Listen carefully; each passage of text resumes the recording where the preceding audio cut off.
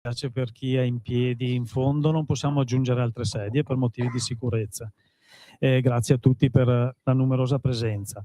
Questa sera abbiamo ospite la professoressa Giulia Caccamo, che ringraziamo, è venuta da Trieste e se ne ritornerà subito dopo la conferenza, perché domani è impegnata per altri incontri e conferenze sui temi di cui si occupa, quindi un doppio ringraziamento. Prima di presentarvi la professoressa, vi ricordo che i 2 prossimi incontri, venerdì 13 febbraio con il professor Francesco Tessarolo e venerdì 20 febbraio con il professor Walter Pancera, si terranno in biblioteca, non in questa sala. E vi inviterei a vedere il programma, perché poi anche altri incontri saranno spostati in biblioteca, quindi giusto perché poi non andiate di là oppure veniate di qua e trovate magari un cambio di sede per questi incontri. Tutto è dovuto alla contestuale presenza della mostra di Segantini, che il 22 termina, ci sarà un momento di chiusura degli spazi, questa sala sarà occupata per il disallestimento e quindi s'operiamo noi di là in biblioteca. Allora, vi presento la professoressa, leggo dal sito dell'Istituto regionale per la storia della Resistenza e dell'età contemporanea del Friuli Venezia Giulia. La professoressa è presidente di questa istituzione, oltre ad insegnare storia delle relazioni internazionali nel Dipartimento di Scienze Politiche e Sociali dell'Università di Trieste. La sua attività di ricerca si concentra sul Novecento europeo, con particolare attenzione alle dinamiche politico-diplomatiche del primo dopoguerra, alla questione del confine orientale e alle vicende dell'Europa centro-orientale. Ha scritto numerosissimi saggi, interventi, che non sto qui ad elencarvi, ma che potete tranquillamente ritrovare nel sito dell'Istituto Friulano oppure nel sito dell'Università di Trieste. Il titolo della sua conferenza, del suo incontro, è quello che vedete proiettato e rientra all'interno delle attività che l'amministrazione comunale ha deciso di dedicare al 10 di febbraio, il giorno del ricordo. La professoressa il 10 di febbraio non era disponibile, anticipiamo ad oggi questo tema, insomma, che è un tema molto complesso, che solleva a volte anche delle discussioni, dei dibattiti, e sentiamo la professoressa che cosa ha da raccontarci. Grazie. Allora, buonasera, io ringrazio innanzitutto per questo invito la Biblioteca Civica di Bassano, anche perché questo invito, devo dire, mi ha dato occasione per venirmi a vedere questa bellissima mostra, che devo dire è splendida, mi ha veramente aperto il cuore. Oltre al fatto che Bassano è molto carina, io credo di averla vista un'unica volta 50 anni fa e quindi non ricordavo assolutamente nulla. Allora, abbiamo davanti a noi, diciamo, non vi spaventate, io di solito di mio sto dentro l'ora, perché capisco, perché a mia volta mi succede, che tutto ciò che arriva dopo un'ora che un individuo parla comincia a essere debilitante.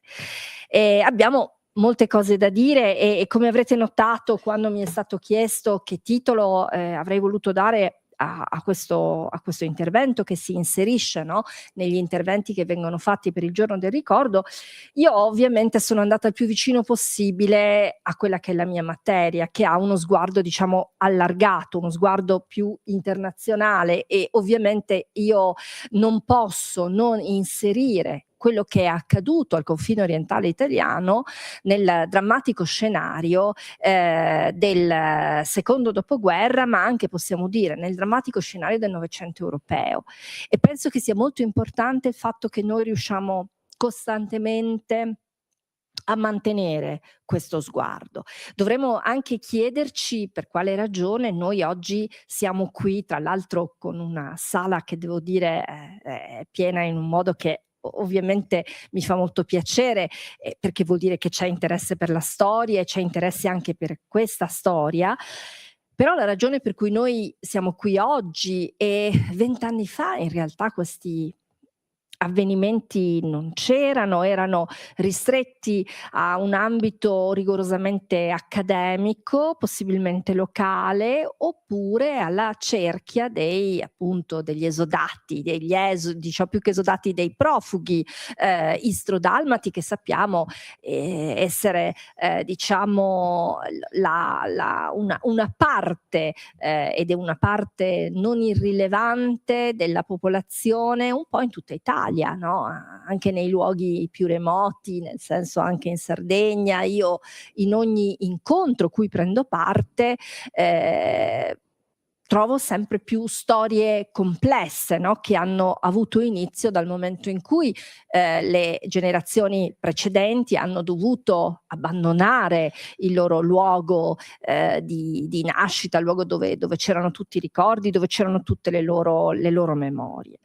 E in realtà questo giorno del ricordo, lo sappiamo, è nato nel 2004 ed è nato da una volontà che è stata, possiamo dire, una volontà politica in senso lato, cioè è stata espressa a livello politico, ma a livello politico allargato.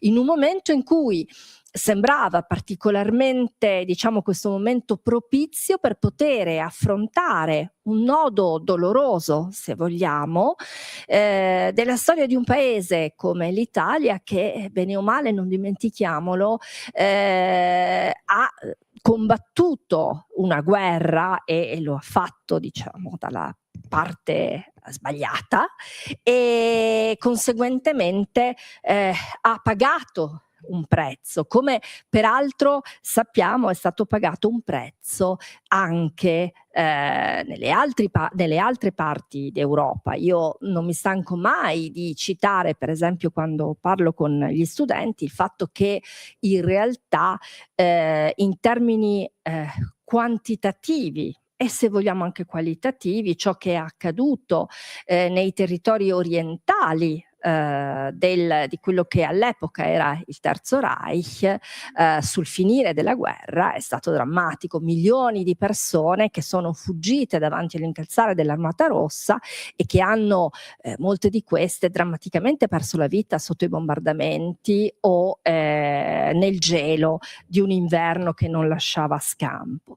Quindi possiamo inserire questo evento nel quadro che io non esito a definire tragico, drammatico della guerra e dell'immediato dopoguerra europeo. E non dimentichiamoci che il Novecento europeo in quella fase ha visto spostamenti di milioni di persone. Io ho parlato della Germania, ma se noi volessimo guardare un pochino più indietro e cominciare a pensare a quello che accade dopo la Prima Guerra Mondiale, quando comunque 3 imperi si disfano.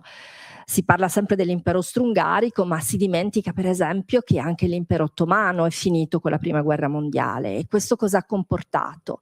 Pensiamo allo spostamento e al dramma degli armeni, pensiamo al dramma della popolazione greca, per esempio di una città come Smirne, che ha cessato di essere greca, il dramma della guerra greco-turca. Quindi che cosa significa? Significa che interi blocchi di persone, il più delle volte spinte dalla paura e per la propria vita, oltre che per i propri beni, hanno dovuto abbandonare tutto e sradicarsi completamente dai luoghi che erano loro familiari, i luoghi dove ci sono non solo i tuoi beni, ma dove ci sono sepolti i tuoi cari, dove ci sono i tuoi ricordi. Quindi questo dramma dobbiamo vederlo come un dramma condiviso. Dramma condiviso, però, attenzione, non significa che non ci siano state delle differenze nelle modalità e nelle ragioni per cui questi eventi sono accaduti, e non significa che queste differenze non meritino un'analisi un pochino più attenta. Il caso del confine orientale dell'Italia è un caso, se vogliamo, che ha le sue peculiarità. Noi siamo abituati a fare riferimento a questo fenomeno parlando di esodo, evocando quindi un termine che è un termine biblico, no? E che quindi dà l'idea effettivamente già in sé di un evento drammatico. E qualcuno oppone che in fondo, soprattutto se relativizzato a ciò che è accaduto in altre parti d'Europa, quantitativamente è stato un fenomeno che all'incirca dovrebbe avere coinvolto 300.000 persone, numericamente siamo lì. E allora perché dare una definizione così drastica, no? Che effettivamente l'esodo ti dà l'idea che in questo caso però non è, se vogliamo, un termine utilizzato in modo erroneo.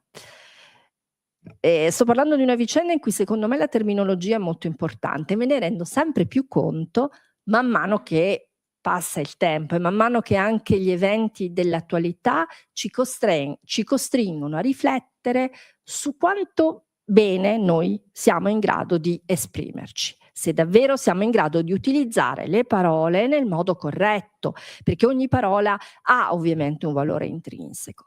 Bene, nel termine esodo si vuole prima di tutto sottolineare che possiamo dire, una componente, che è stata la componente italiana che risiedeva in quell'area per secoli, ha semplicemente cessato di esistere.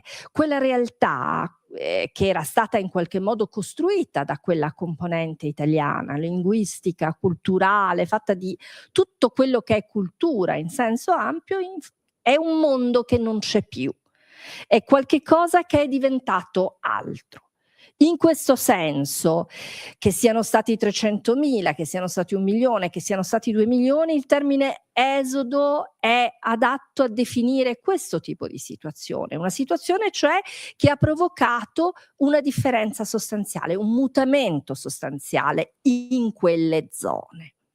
E infatti il sentimento, che è, possiamo dire, un sentimento universalmente riconosciuto da quelle generazioni che hanno ricordi di quei luoghi e che vi sono tornati, è proprio la sensazione di non luoghi, la sensazione cioè di luoghi che sono geograficamente uguali ma dove in realtà non c'è più quasi nulla che possa evocare, no? Determinati ricordi e determinate sensazioni.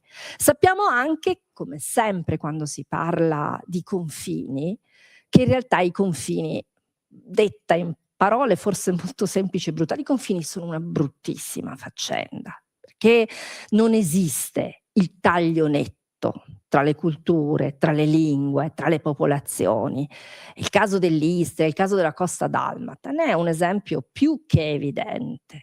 Mediamente in Istria sono i centri urbani che sono maggiormente popolati da persone di lingua e di cultura italiana, laddove magari il contado invece ha una popolazione prevalentemente slovena o croata, no? A seconda delle zone di cui si parla. Quindi, detto per sommi capi, in un modo che farebbe sicuramente inorridire chi queste questioni le ha maggiormente approfondite, ma di fronte al nostro tempo ristretto, possiamo dire ancora una volta come in buona parte dell'Europa e dei luoghi che hanno conosciuto queste migrazioni forzate, noi ci troviamo davanti a luoghi comunque dove popolazioni in realtà per secoli, in un modo o nell'altro, in momenti di conflittualità e momenti di pacificazione, comunque hanno convissuto e dove a un certo punto una prevale sull'altra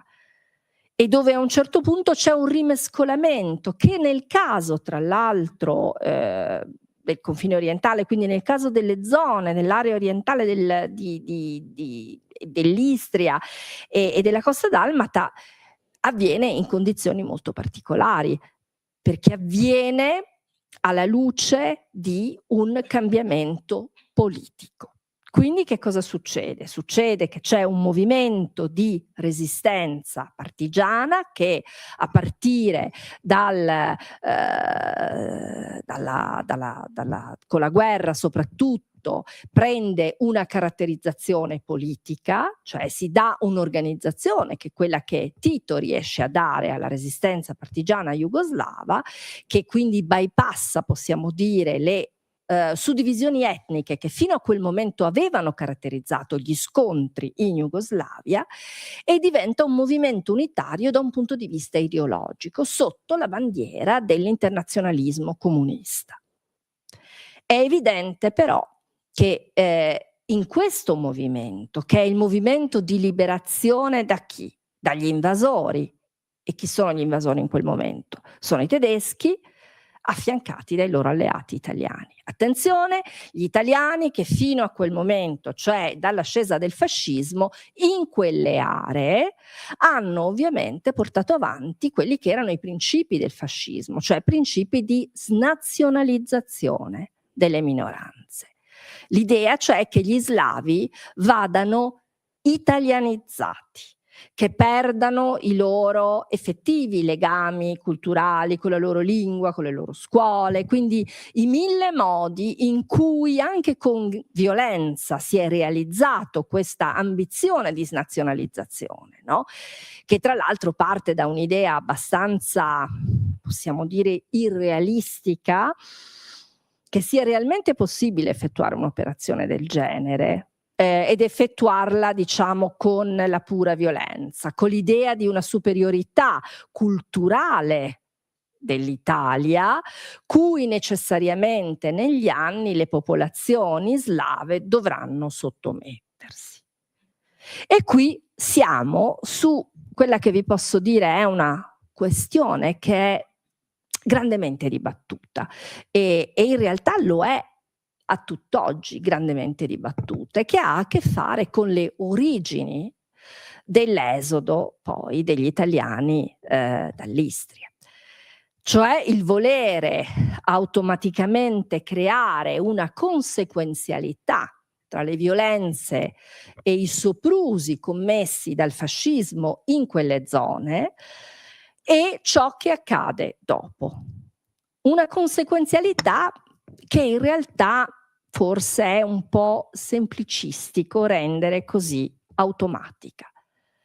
Quindi da un lato è fondamentale tenere presente questo dato, cioè non edulcorare quella che è stata la politica italiana in quell'area durante il fascismo, proprio perché è stata in realtà la politica di snazionalizzazione inevitabilmente basata sui soprusi e sulla violenza. Ma d'altro canto è anche altrettanto evidente che con lo svilupparsi del movimento partigiano si sviluppa anche un movimento che ha una potente connotazione nazionalista. Quindi non c'è soltanto un'idea che è l'internazionalismo allora bolscevico, il comunismo, l'ispirazione inevitabilmente dell'Unione Sovietica, quindi l'ispirazione di tipo staliniano, ma c'è anche un principio di affermazione nazionale. Quindi quei territori che sono stati assegnati all'Italia, che dal 1920 e oltre sono, diciamo, parte dell'Italia, debbono essere restituiti in questo caso alla Jugoslavia. Attenzione, non dimentichiamoci che questo contrasto nazionale non è un dato inedito. Quando in realtà nasce inaspettatamente per gli italiani, dopo la Prima Guerra Mondiale, nasce la Jugoslavia, lo scontro tra i due nazionalismi è immediato. Entrambi i nazionalismi, quello jugoslavo e quello italiano, hanno ambizioni assolute. No, se vi ricordate, Patto di Londra 1914, l'Italia avrebbe dovuto arrivare fino a Capoblanca, guardate dove sta messo, è ben giù. Cosa vuol dire? Vuol dire che nel Trattato di Londra l'idea dell'Italia era un'idea di nazionalismo, di irredentismo che si affermava in zone miste E al contempo era anche un'idea, se vogliamo, imperiale, cioè un'idea di un mare Adriatico, lago italiano, e anche, se vogliamo, di una sicurezza sul piano strategico, la stessa che porta il confine italiano fino al Brennero, cosa che da un punto di vista, diciamo, etnico-linguistico non si tiene molto insieme, poiché le popolazioni del Sud Tirolo non erano mai state italiane, no? Quindi è ovvio che c'è questo disegno. Al contempo c'è tutto l'irredentismo di matrice slava, croata, slovena, eccetera, che in qualche modo trova poi una sua composizione in un'idea di una nazione unificata, ma sapete bene, in realtà mai realmente in pace con se stessa, in cui però le ambizioni sono dichiarate. Trieste deve essere, per gli sloveni, Trieste è parte, no, di un ambito, definiamolo allora, slavo. La Venezia Giulia, larga parte della Venezia Giulia deve essere attribuita alla Jugoslavia, quindi, se vogliamo, dall'inizio è un non dialogo, nel senso che dall'inizio entrambi si converge su gli stessi territori.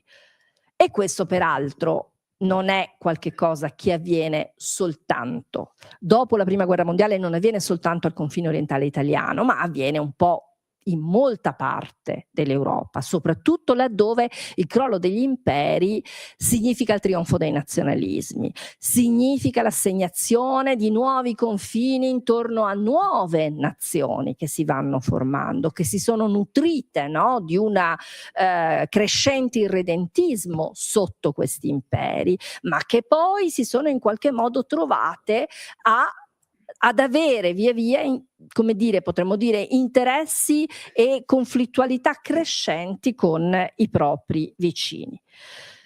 Comunque, torniamo alla fase, diciamo, al nodo, il primo nodo di cui io vi ho parlato, cioè quello delle ragioni e delle cause che hanno determinato la fine, potremmo dire, della presenza italiana in quell'area, e come questo si è manifestato e quando questo si è manifestato.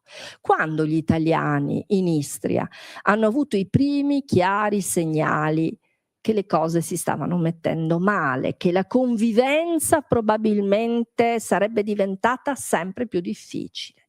Beh, quando sostanzialmente nel 1943, con la firma dell'armistizio, c'è lo sbandamento generale, c'è un primo momento in cui c'è, potremmo dire, la prima grande fiammata di violenza in quelle aree.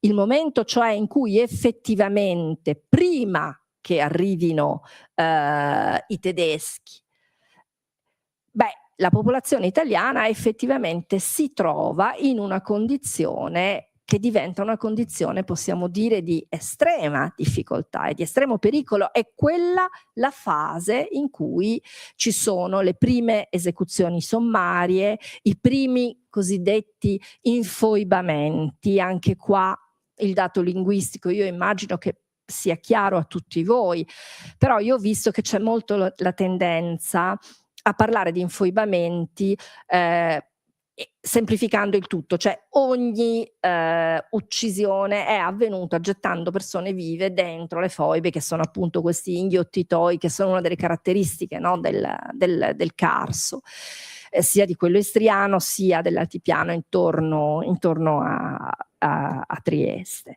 Bene, in realtà dentro il termine infoibamento ci sta tutto. Le uccisioni non è che sono avvenute tutte quante scaraventando la gente nelle foibe, ma sono avvenute anche attraverso esecuzioni sommarie, senza processo, attraverso deportazioni, attraverso imprigionamenti in campi di detenzione. Quindi la foiba, diciamo, è stato il fenomeno estremo, no?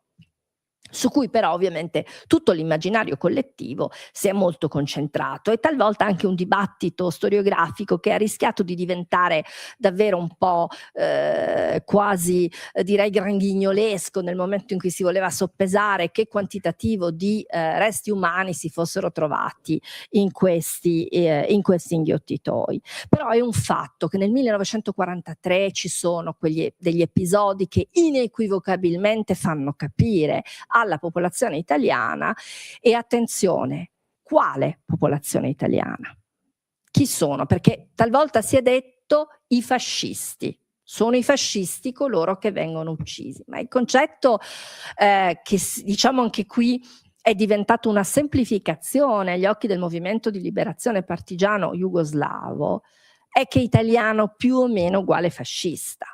Il concetto di divisa comprende tutti, arriva a comprendere fino i postini, qualsiasi forma di servitore dello Stato, ma attenzione, comprende anche, se vogliamo, guarda caso, quella classe, quella media borghesia, magari un po' più istruita, che un domani potrebbe costituire un ostacolo verso il raggiungimento di un nuovo assetto sociale e politico. Quindi vedete che ci sono due azioni che convergono: un disegno politico, ridisegnare, no?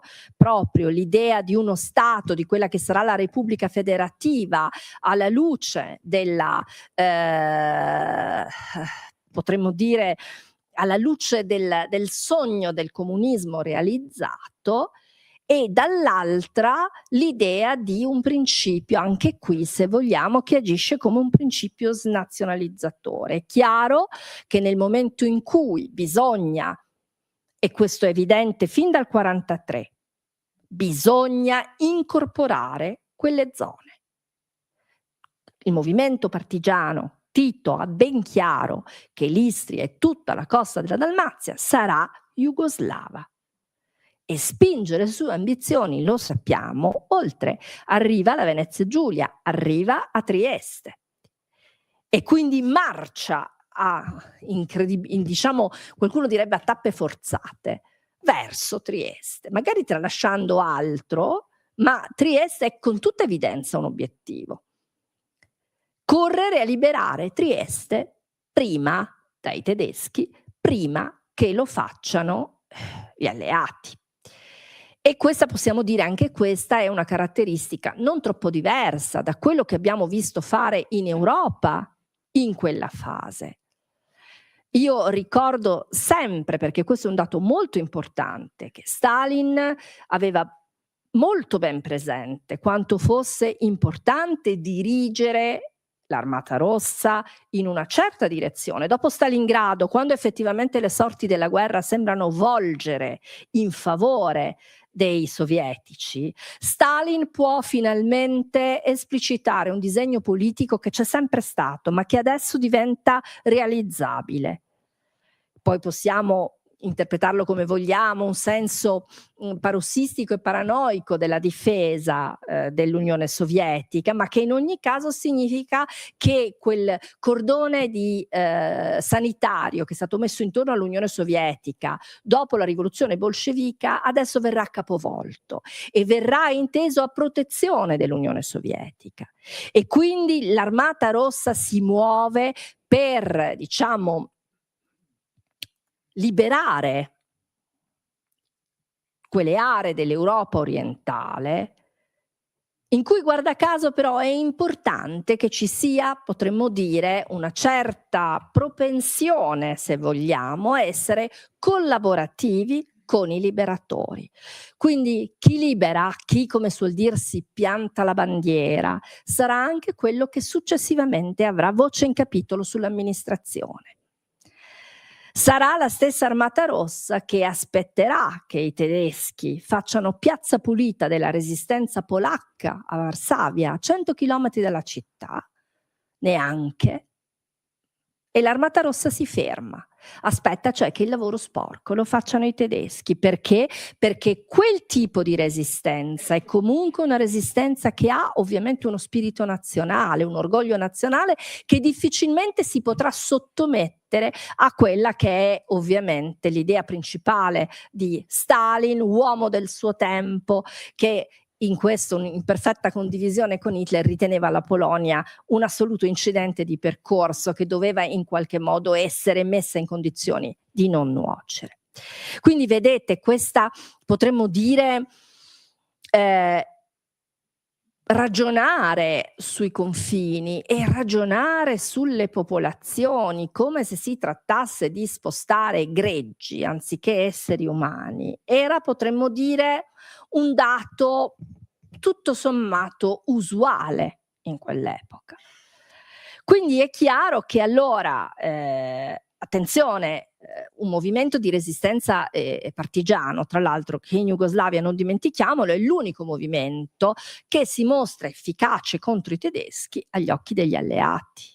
E quindi Tito aveva anche il problema di avere una sua riconoscibilità e una sua, potremmo dire, autorevolezza, il riconoscimento da parte degli alleati che arriverà già con la conferenza di Teheran nel 1944. Effettivamente sono gli inglesi a dirlo, guardate che effettivamente Tito è tutto sommato quello che non si perde nello scontro interetnico, ma che efficacemente sta mettendo in difficoltà l'occupante tedesco. E quindi questo è quello che accade e che porta quindi, dopo la fiammata del 43, porta a quello che accade nel 45. Che accade in Istria e che accade a partire dal 1 maggio 1945, quando sono bene o male le truppe del Nono Corpus a prendere il controllo della città, ed è proprio l'idea di realizzare effettivamente quella che è, potremmo dire, una strategia. Cioè una strategia significa una pianificazione di lungo periodo, qualche cosa che politicamente e militarmente è stato già deciso prima, ovvero sia che quei territori debbono essere annessi alla Jugoslavia.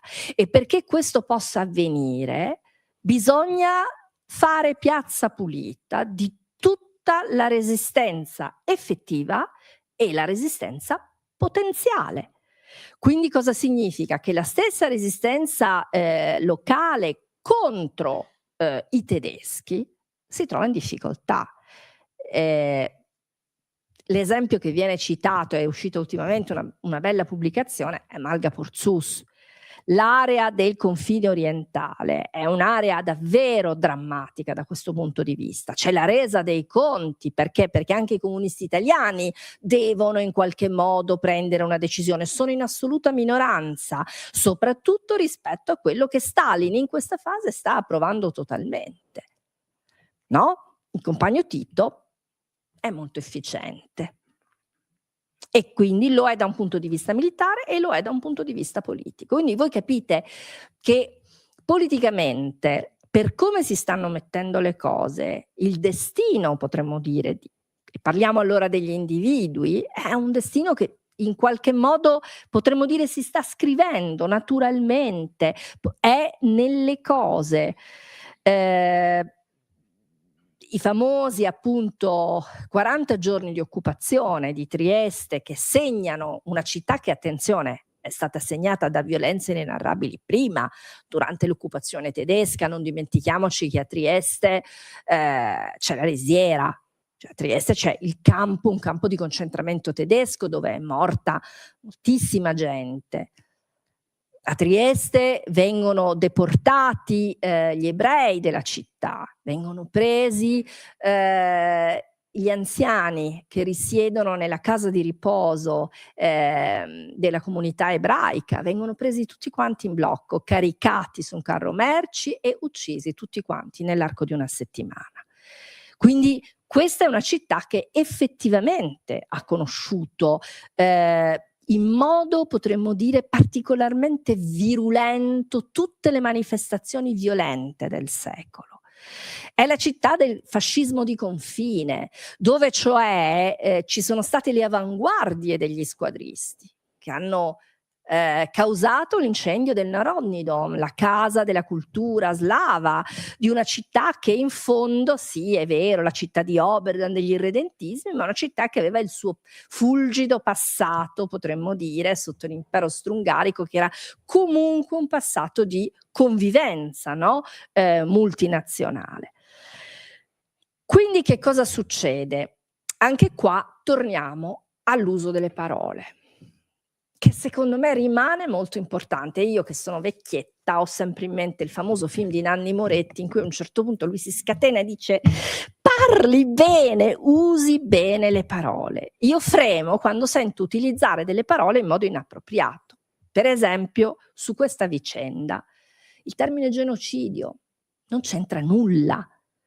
E negare che possa essere utilizzato il termine genocidio non significa negare la gravità dell'accaduto, ma significa spiegare l'accaduto, comprendere l'accaduto, che non ha nulla a che vedere con giustificare ciò che è accaduto. Perché non è un genocidio? Perché in realtà nella strategia prima di tutto dell'OZNA, perché l'OZNA, cioè la polizia segreta, è l'organo politico che alla fine potremmo dire prevale su tutto il resto.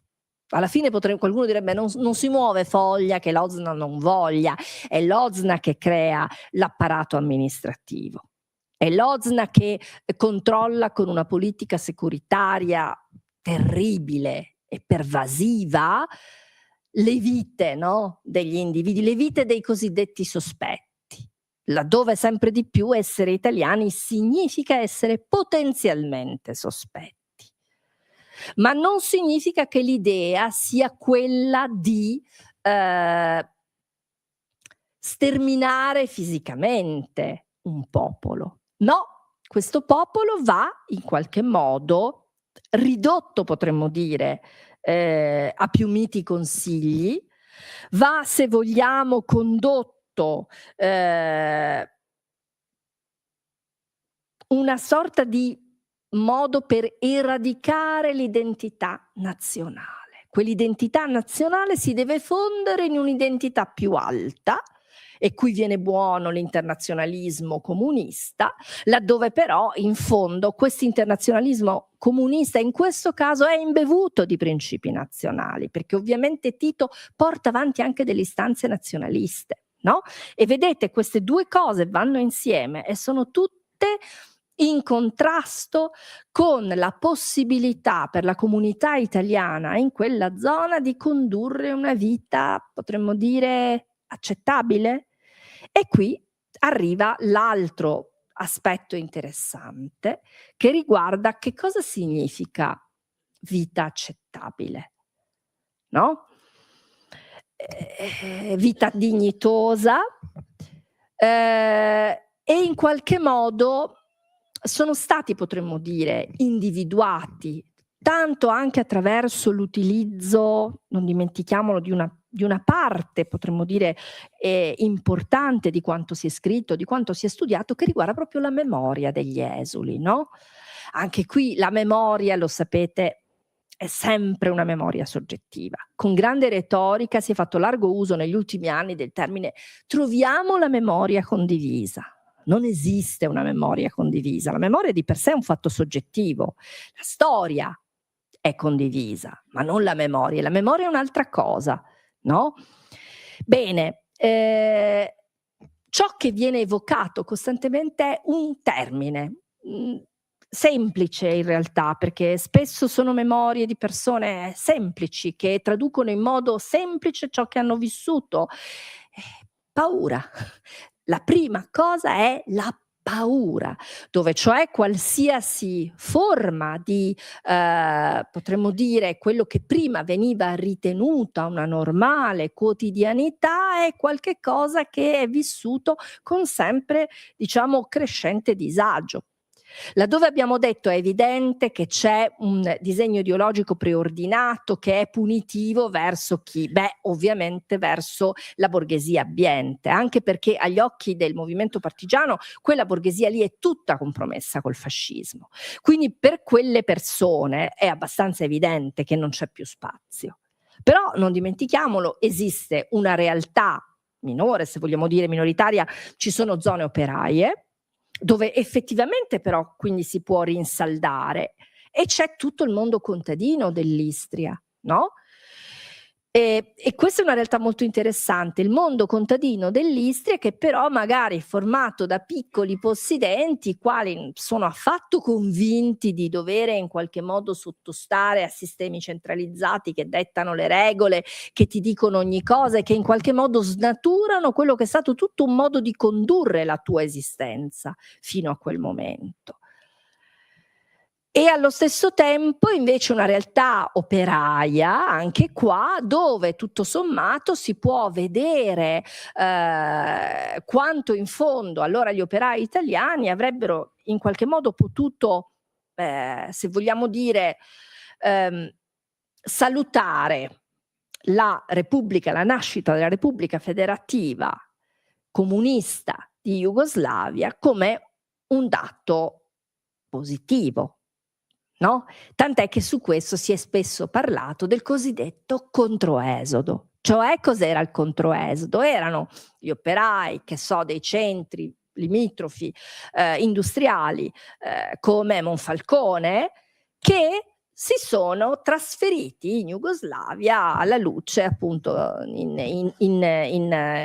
ansiosi in qualche modo di trovare il sol dell'avvenire in un posto dove si sarebbe realizzato il loro, potremmo dire, le loro convinzioni, le loro convinzioni ideologiche, la loro, tutto quello che in qualche modo faceva parte delle aspettative politiche del comunismo, inteso, attenzione, come un movimento che non è un movimento in cui ci sia spazio per i nazionalismi, ma al contrario è un movimento internazionalista.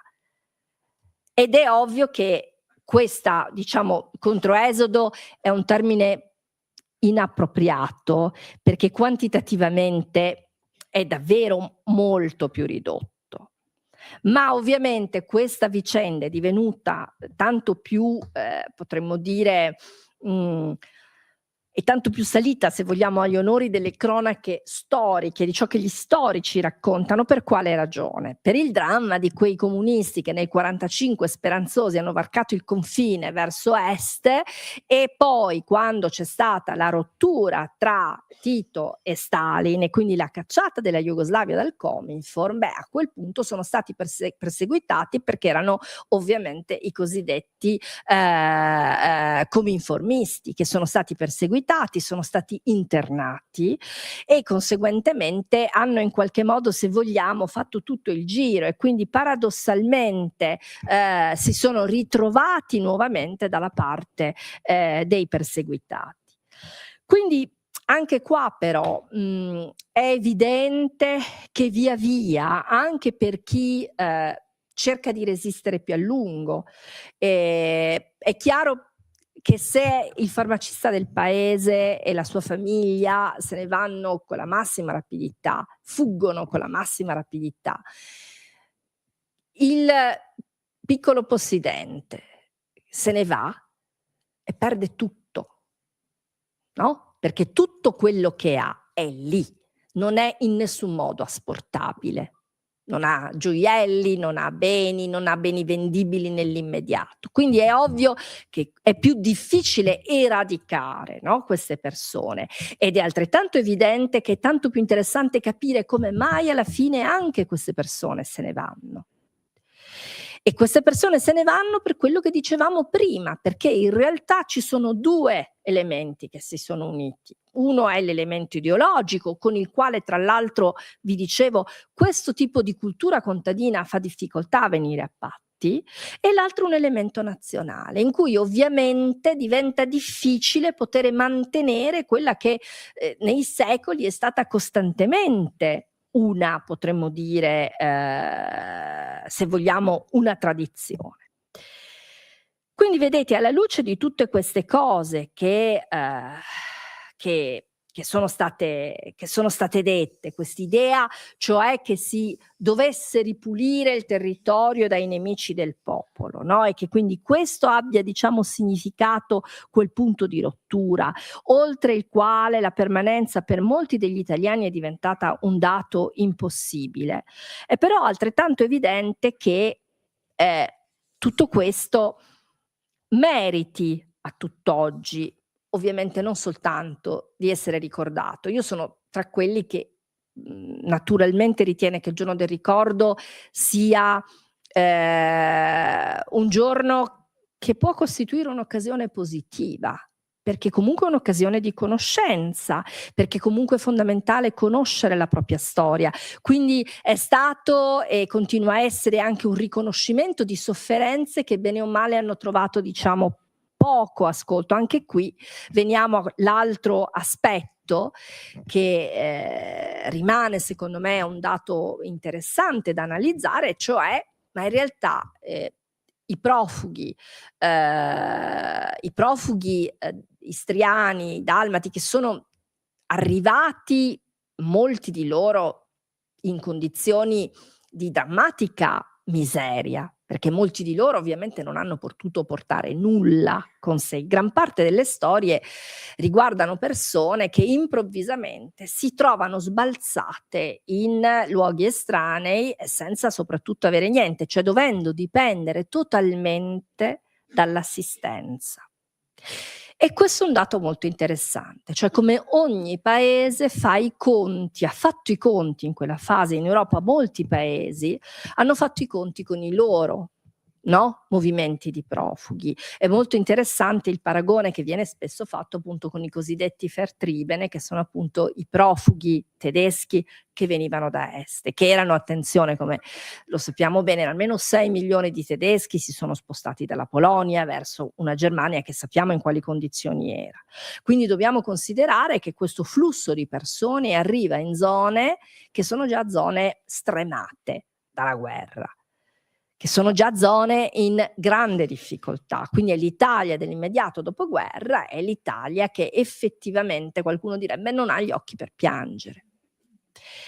E dove ci sono le ondate, ovviamente, nel 45, e non dimentichiamo poi c'è il 10 febbraio del 47, cioè il trattato di pace, che significa che in qualche modo sono resi definitivi dei confini, non tutti, rimane, lo sappiamo, appesa la questione di Trieste e la questione del territorio libero di Trieste, quindi di quella piccola parte di Istria, la zona B, che arriva fino a Cittanova, in cui ancora, diciamo, c'è una speranza che questa parte possa tornare all'Italia, ma sono in queste due fasi in cui ci sono la successione di ondate di profughi.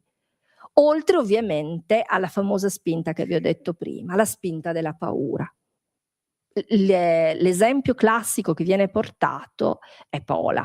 La città di Pola, che ha vari passaggi, ma alla fine, dopo il 45, diventa, diciamo, un'enclave d'occupazione alleata, dentro una zona, diciamo, potremmo una più vasta area controllata dagli jugoslavi. Nell'agosto del 1946 c'è la strage di Vergarolla. In una spiaggia affollata di bagnanti nel corso di una regata, di un momento di festa, eccetera, scoppiano degli ordigni bellici che non avrebbero dovuto esplodere e ammazzano credo una 60ina di persone, un disastro. E questo ovviamente alimenta la paura per tutti. Quella è ovviamente qualche cosa che è stata, diciamo, in qualche modo premeditata, precostruita proprio perché rivolta contro gli italiani, per alimentare questo senso di paura. Quindi vedete, questo fa sì che ci sia un flusso costante. E poi ovviamente nel 47 si unisce a questo il concetto dei famosi optanti, cioè bisognava optare per l'Italia, no? Per poter diventare cittadini. Io a suo tempo su questo avevo fatto una ricerca ed era emerso nei casi anche di queste opzioni soprattutto quando poi si doveva magari essere affidati all'assistenza di qualche organismo internazionale, quanto spesso diventasse doloroso dovere in qualche modo per alcuni individui irregimentarsi all'interno di una chiara definizione. Chi sei? Di che etnia fai parte? Sia chiaro che sì, c'erano gli italiani, c'erano i croati, gli sloveni, ma a volte c'era anche chi in realtà faceva fatica a riconoscersi automaticamente, chi magari spesso il riconoscimento, anzi sempre il riconoscimento avveniva attraverso la lingua d'uso. Cioè, se tu sei italiano, qual è la lingua d'uso che parli? La lingua familiare, quello che, la tua madrelingua, quello che parli a casa. C'erano per esempio famiglie croate che in qualche modo avevano delle giovani generazioni che masticavano male il croato, perché erano cresciuti in scuole obbligatoriamente italiane. Parlare croato sotto il fascismo diventava molto problematico. Per parlare intendo praticare, che significava, no? E questo ovviamente nel corso si vede di questi, diciamo, report che vengono presentati per ognuno di questi optanti, si vedono queste situazioni penose. Alla fine ci sono persone che semplicemente stanno cercando un posto dove andare, che non hanno nessuna voglia di doversi dichiarare italiane, croate, che semplicemente qualcuno per esempio dice io me ne vado non voglio più stare in Jugoslavia perché lì non trovo lavoro e mi hanno detto che se io mi rifiguro come Apolide mi sarà più facile poi arrivare in Australia. E quindi anche questo tema mi piacerebbe reinserirlo nell'immane tragedia europea di quegli anni. Nei campi profughi dell'UNRWA, dove per esempio si radunano tutti i minori, pensiamo soltanto cosa è stato, tutti i minori che uscivano dai campi di concentramento, tutti gli ebrei che sopravvissuti ai campi non sapevano dove andare. Non potevano tornare, la gran parte di loro non poteva tornare da dove era venuta. Quindi è, possiamo dire, un grande marasma. I prigionieri militari, gli internati militari italiani, voglio dire, è effettivamente una situazione drammatica. E qui torniamo alla domanda di prima. In questa situazione, come vengono accolti dagli italiani e come si inseriscono nella società i profughi istriani?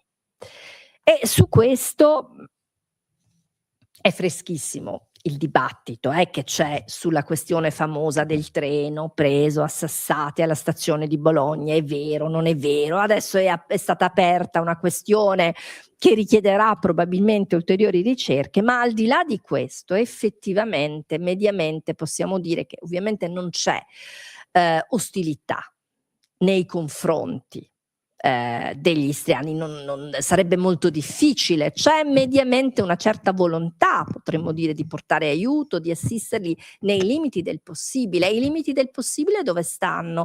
A Trieste, per esempio, stanno nei vecchi silos, che costituiscono un rifugio molto precario, ma dove alcune di queste persone, molte di queste persone rimarranno a lungo, perché, ribadisco, sono persone che arrivano senza nulla. E dove diventa quindi difficile poter immediatamente provvedere nel modo adeguato. Qualcuno dice poi c'è, possiamo dire, il dato politico, cioè si è, possiamo dire, spesso rimproverato, c'è stata, potremmo dire, una rimprovero nemmeno velato alla dirigenza italiana dell'epoca, quindi al governo, ai governi italiani dell'epoca, segnatamente anche alla stessa politica di De Gasperi, di avere fatto di tutto per indurre gli istriani a muoversi, a venire in Italia e ad abbandonare quelle zone. Ma in realtà non è stato così. In realtà non è stato così perché ovviamente nel momento in cui quelle zone si fossero veramente svuotate dalla presenza italiana, l'ipotesi di poterle riavere diventava sempre più difficile. Voi sapete che in realtà De Gasperi non ha mai appoggiato l'idea del plebiscito. E qui dobbiamo dirla anche in modo chiaro, sia perché effettivamente il plebiscito diventava difficile, perché effettivamente il rimescolamento era già avvenuto subito, ma poi non dimentichiamolo che l'Italia aveva il problema anche in piedi della questione altoatesina, dove ovviamente gli italiani rifiutavano il plebiscito, no? Perché questo sarebbe stato a tutto svantaggio. Quindi il plebiscito, se voi ci fate caso, è uno strumento che viene usato con molta parsimonia, no? Dai vari governi. Quindi l'idea è che in realtà probabilmente, anzi con certezza quello che è avvenuto è stato che effettivamente si è sperato che resistessero più a lungo possibile gli italiani lì dove stavano, perché la verità è che fino all'ultimo si è sperato che ci fosse uno spazio negoziale, che fosse possibile in qualche modo ribaltare la regola del piantare la bandiera. Se nella zona B c'era effettivamente una presenza jugoslava e non c'era nella zona A, dove invece c'era il governo militare alleato, questo già, diciamo, chiariva quali fossero le forze, no? In campo. Qual era lo spazio negoziale dell'Italia? Paradossalmente questo spazio poi va, potremmo dire, a morire del tutto quando l'Italia è diventata, non è più, possiamo dire, non rientra più nell'interesse strategico più immediato e più urgente, soprattutto degli alleati. L'Italia con le elezioni si è, potremmo dire, saldamente legata al campo occidentale, scampato il pericolo di una vittoria del Partito Comunista e allo stesso tempo poi, non dimentichiamolo, nel 1948 Tito è uscito suo malgrado dal Cominform ed è diventato un interlocutore più che interessante per il campo alleato. Non per questo meno comunista, ma diciamo un comunista con cui si può dialogare e con cui effettivamente sul piano strategico, e non dimentichiamoci che sono gli anni 40 sono gli anni in cui la riflessione strategica tra i due campi diventa una riflessione molto importante, beh è chiaro che Tito diventa un interlocutore davvero interessante. Quindi capite che lo spazio negoziale per riottenere quantomeno la zona B in realtà è molto esiguo per l'Italia, quindi sempre la posizione negoziale italiana, posizione negoziale del governo di Roma rispetto a quella del governo di Belgrado è assolutamente una posizione di inferiorità. La regola del piantare la bandiera viene sovvertita in realtà, possiamo dirlo, soltanto dopo i 40 giorni di occupazione titina, quando cioè si impuntano sia l'amministrazione americana che quella britannica sul fatto che effettivamente Tito non può incamerare quei territori, ma non può farlo prima di tutto perché ovviamente ci sono qui delle ragioni che bypassano completamente l'interesse italiano, che riguardano il fatto che serve il porto di Trieste, bisogna fornire le truppe che sono stanziate nell'Europa centro-orientale, non dimentichiamoci le truppe alleate che occupano l'Austria, che occupano quell'area, ed è ovvio quindi che non sono questi patti e che quindi si decide di non transigere su questo. E Stalin ovviamente non ha nessunissima intenzione di sacrificare nulla per lo scalpitante, diciamo, alleato jugoslavo. Detto questo, utilità, come vi dicevo, del giorno del ricordo e allo stesso tempo devo dire forse vale la pena anche di citare quello che l'onorevole Giulio Andreotti, pace all'anima sua, ha detto quando si è in realtà arrivati a un accordo, che potremmo dire è stato sostanzialmente un accordo bipartisan in quella fase, sulla l'idea proprio di istituire questa giornata del ricordo. E Andreotti ha parlato di potere effettivamente operare una ricostruzione di carattere storico non appesantita da considerazioni politiche aggiuntive. Ora Andreotti si possono rimproverare molte cose, ma sicuramente non gli si può rimproverare la mancanza di lucidità. E diciamo che questa lucidità emerge anche in questo caso, cioè quanto sia importante che noi costantemente ci teniamo lontani dalla tentazione di sfruttare, diciamo, politicamente un dramma e anche una questione che storicamente ha una sua complessità e che quindi vuole, richiede, richiama l'umiltà di un'analisi storica che non è quindi la, diciamo, dichiarazione tranchant sul piano politico o sul piano della faziosità. Io spero di non avervi troppo annoiato e vi ringrazio molto per l'attenzione.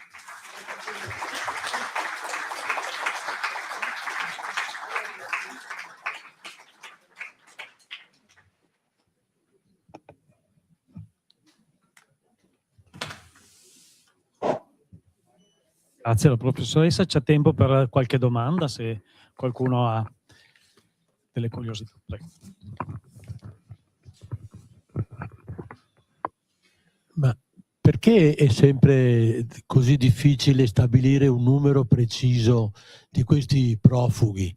In fin dei conti l'anagrafe esisteva da un secolo, forse più, e quindi ogni storico con cui si parla estende o restringe questo numero. Chi dice 200, chi dice 300, chi addirittura 400.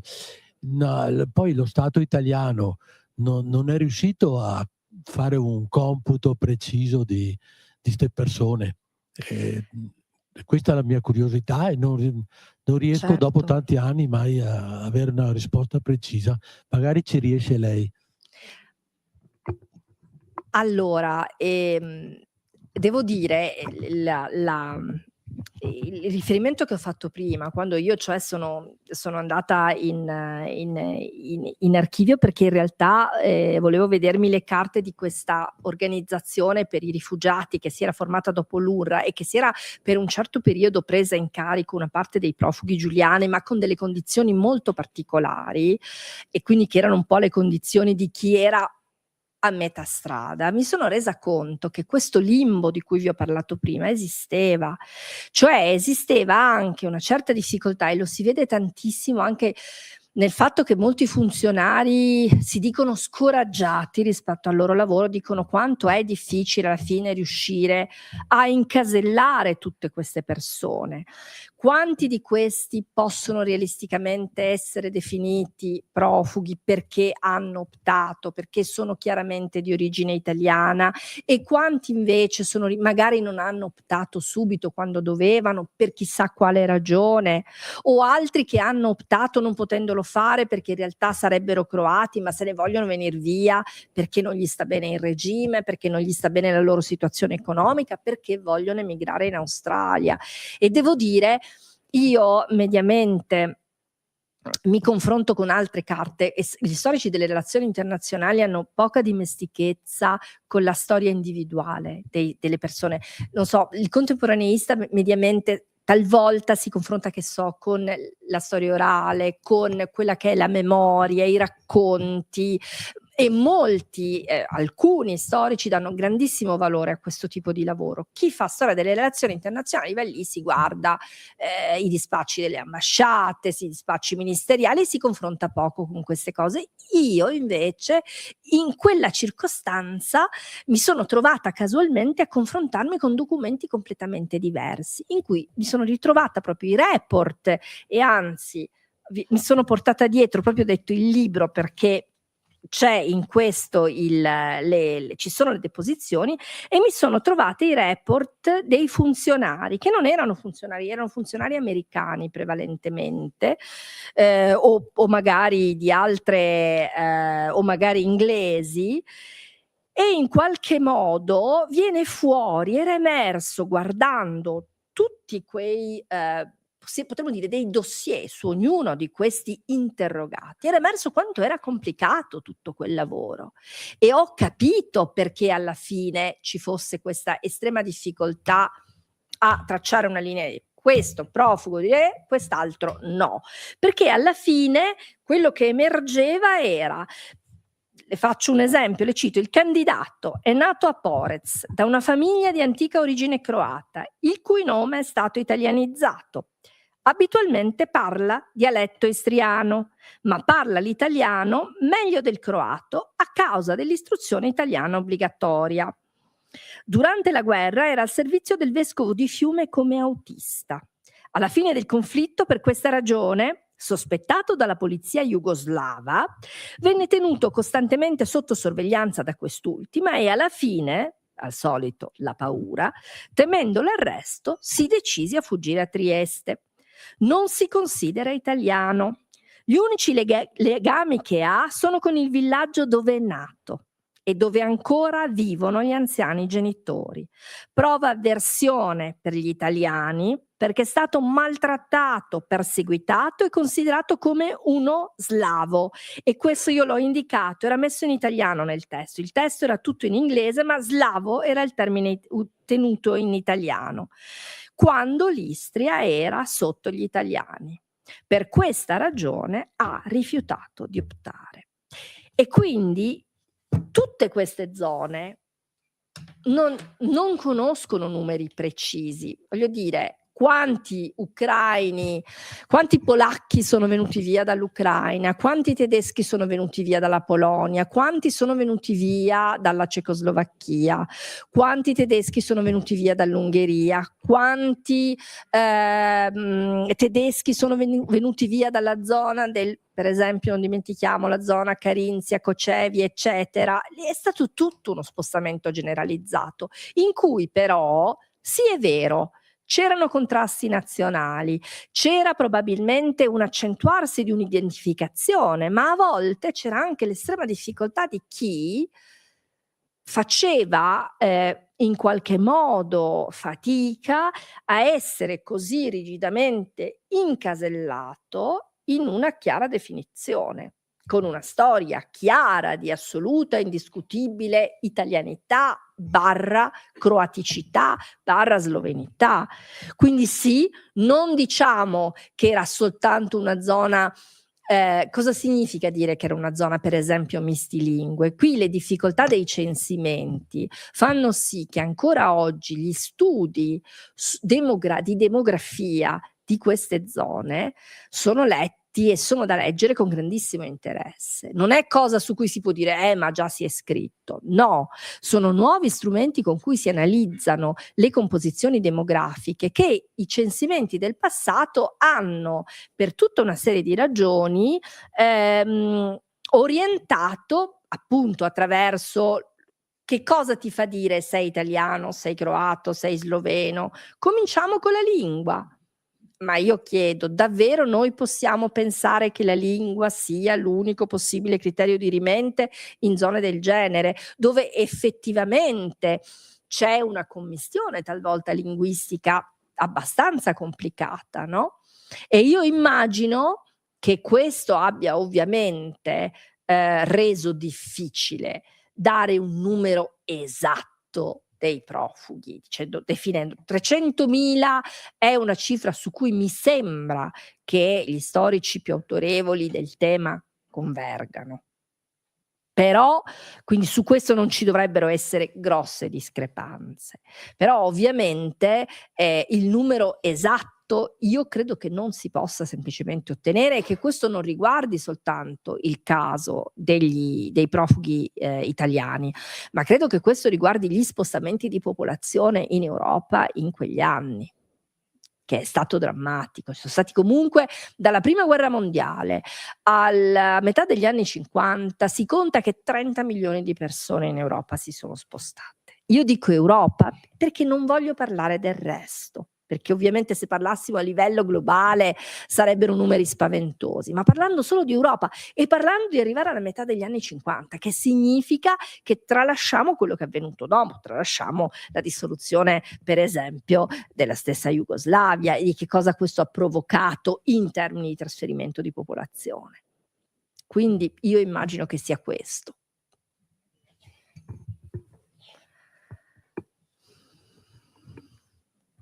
C'è qualche altra domanda? Prego. ha già chiarito bene la zona B. Le avrei voluto chiedere se c'erano margini negoziali delle autorità italiane, mi pare che abbia già spiegato bene che non ce n'erano. Guardando questo aspetto territoriale, non è mai stato messo in questione nelle trattative post-guerra invece il corridoio sloveno cosiddetto, no? da Duino a Trieste, che etnicamente era totalmente sloveno. Dico una cosa strampalata, l'ipotesi di uno scambio tra la zona B e il corridoio sloveno, chiedo. Riguardo al termine esodo, di cui lei ha spiegato l'utilizzo opportuno per la sua definitività, la cancellazione di un mondo, credo che in un contesto invece un po' diverso, alcuni storici invece lo giustificano come termine meno estremo rispetto per esempio a pulizia etnica o quindi in fondo con motivazioni diverse anche chi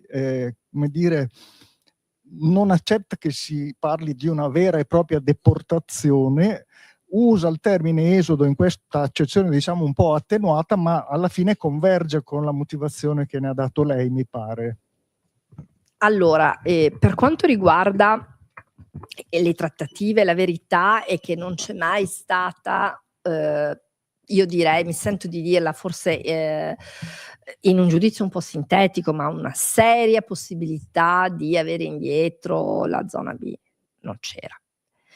Non c'era, tant'è che se vogliamo il memorandum di Londra, che non dimentichiamoci è un memorandum, quello del 54, un memorandum significa che cosa? Significa che nei sogni e nelle speranze di molti c'era ancora qualche possibilità di rivedere, perché un memorandum non è un atto, diciamo, è una soluzione che è temporanea e che richiede di essere poi perfezionata sul piano del diritto internazionale con un trattato vero e proprio. Quando è arrivato questo perfezionamento, cioè con i trattati di Osimo del 1975, ovviamente questo perfezionamento è interessante sul piano della politica internazionale e della politica italiana di quegli anni, che si è pienamente inserita nel contesto della distensione internazionale. E sostanzialmente ha detto chiudiamo le vertenze che in qualche modo costituiscono un aggravio nella politica di distensione. E visto che tutto sommato i rapporti di buon vicinato, vuoi con l'Austria, con cui grazie al pacchetto e all'accordo Moro-Waldheim nei primi anni 70 si risolve la questione, anche Trieste richiedeva una sua risoluzione. Bene, nelle trattative, che sono in realtà abboccamenti che avvengono ben prima del 75, attenzione, questo è interessante, avvengono nella totale segretezza. Bene, non c'è in realtà anche qui nessuna possibilità di mettere seriamente in discussione quel confine spostandolo a ricomprendere la zona B. Cioè questa cosa non è presa in considerazione. Quello che è preso in considerazione è che ci possano essere quelle correzioni che gli italiani avevano rimproverato agli jugoslavi, hanno detto quando si era trattato di tracciare il confine voi avete sconfinato in più punti e questa cosa deve essere rivista, deve essere corretta. Ma ben presto i negoziatori italiani comprendono che bisogna avviarsi a far accettare all'opinione pubblica italiana, che è in realtà pronta e disposta ad accettarlo. Non lo è quella locale ovviamente, ma bisogna far accettare il fatto che ci possono essere semmai delle clausole più favorevoli all'Italia in termini economici, ma non in termini sostanziali e territoriali. Questo non c'è, nonostante possiamo dire qual è l'elemento su cui l'Italia spera di avere argomenti sul piano negoziale? È il fatto di dire alla Jugoslavia guardate che in fondo anche a voi serve un accordo, questo gli italiani lo sanno, perché in realtà la Jugoslavia comincia in qualche modo, se vogliamo, a sentire che Tito invecchia e soprattutto a diciamo, risentire delle frizioni interetniche che ci sono all'interno del paese. Quindi è chiaro che ha bisogno di avere tranquillità, almeno al confine con l'Italia. Quindi questa è la spinta negoziale della Jugoslavia. Ma questa spinta non arriva a prendere in considerazione la restituzione della zona B. Nel 54 era possibile. Prima del 54, quando mai avrebbero dovuto esserci delle posizioni negoziali? L'unico momento in cui si parla, guarda caso, di una restituzione di tutto il TLT all'Italia, l'impegno, diciamo, allora degli alleati, guarda caso, è nel marzo del 1948, prima delle elezioni. È chiaro che bisogna dire una cosa ad effetto per rafforzare la posizione di De Gasperi, anche perché su questo la posizione del Partito Comunista era non debole, di più, era debolissima. E all'epoca la questione del confine orientale era sentita in tutta la penisola, non era solo una questione locale, era fortemente sentita, no? Però anche lì non si va oltre questo, perché che cosa avrebbe significato, che cosa avrebbe dovuto indurre Tito a ritirarsi dalla zona B, che sostanzialmente già era pienamente amministrata. Guarda caso, gli accordi del 47 prevedono, il trattato di pace del 47 prevede che il territorio libero di Trieste, il TLT, zona A più zona B, sia amministrato da un governatore di nomina delle Nazioni Unite. Questo governatore non verrà mai nominato. GMA da una parte e jugoslavi dall'altra. Nessuno dei due ha interesse né la possibilità di creare un territorio sotto un unico controllo, perché è evidente che c'è una, diciamo, divisione e un contrasto che da questo punto di vista è insanabile. Quindi dopo il 48 quello che cambia è che semplicemente la questione di Trieste è diventata un fardello che pesa e che, diciamo, costituisce un aggravio sulla possibilità di tirare Tito dalla parte dell'Occidente, qualcosa quindi di cui, no, se Churchill a Fulton dice da Trieste c'è la cortina di ferro, e lo dice nel 46, ma nel 48 le cose stanno cambiando. Nel 48 questo è diventato soltanto un onere, un peso nello scenario globale, ed è questo probabilmente che si fa fatica, credo, a intendere, soprattutto parlando, io devo dire, con le persone che ovviamente sono state maggiormente coinvolte da questa vicenda, è il fatto che lo sguardo anche degli alleati e l'appoggio degli alleati e l'essere confluito, il fatto che l'Italia sia confluita in un blocco occidentale non rendeva la questione di Trieste per questo diversa da quello che era. La questione di Trieste ricadeva in considerazioni di ordine molto più ampio, no? E io devo dire una risposta classica che mi danno gli studenti all'esame, che gliel'ho già detto, guardate che questa è una sciocchezza, convincetevi che non è così, ma ogni tanto mi tirano fuori no, perché Tito se n'è dovuto andare da Trieste nel maggio del 45 perché gli alleati sapevano che Trieste era italiana. Io dico, ma guardate che non gliene interessava proprio un bel niente agli alleati che Trieste era italiana, non era questo il problema, no? È chiaro che si fa difficoltà a declinare queste vicende su un piano più ampio, no?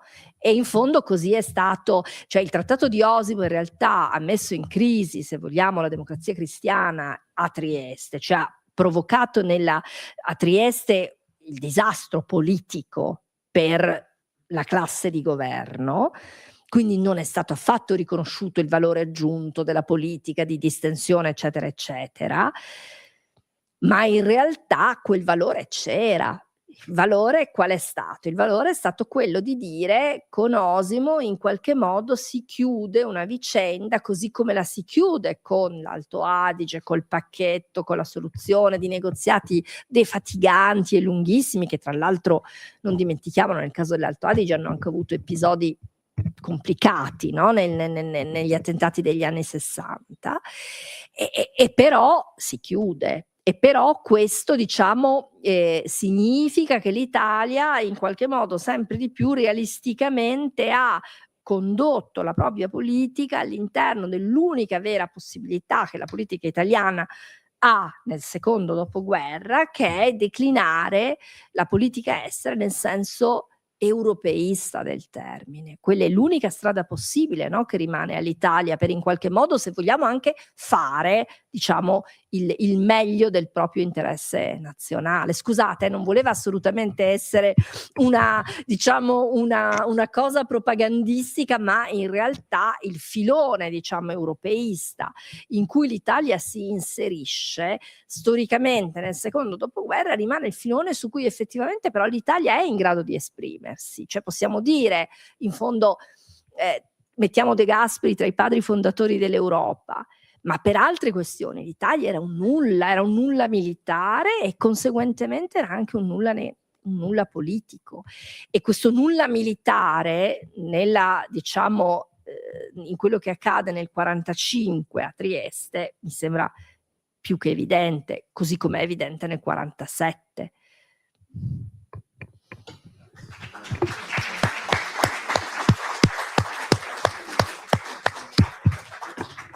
Grazie davvero, appuntamento per la settimana prossima. Grazie a voi, buona serata.